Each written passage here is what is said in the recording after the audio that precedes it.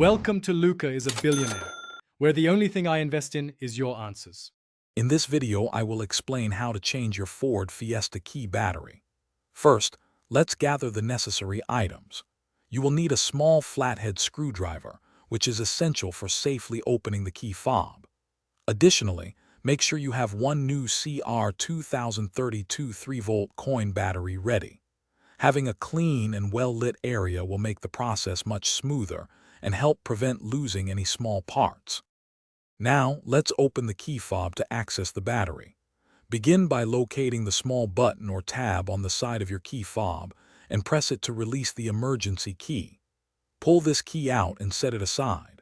Next, find the small slot at the end of the key fob where the emergency key was housed.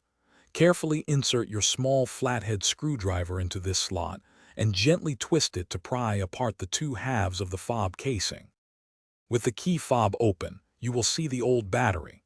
Before removing it, take a moment to observe its orientation, noting which side is facing up.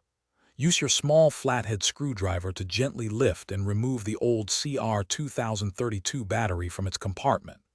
Now, take your new CR2032 3-volt battery and insert it, ensuring the positive side, usually marked with a plus sign, is facing upwards, just like the old one was.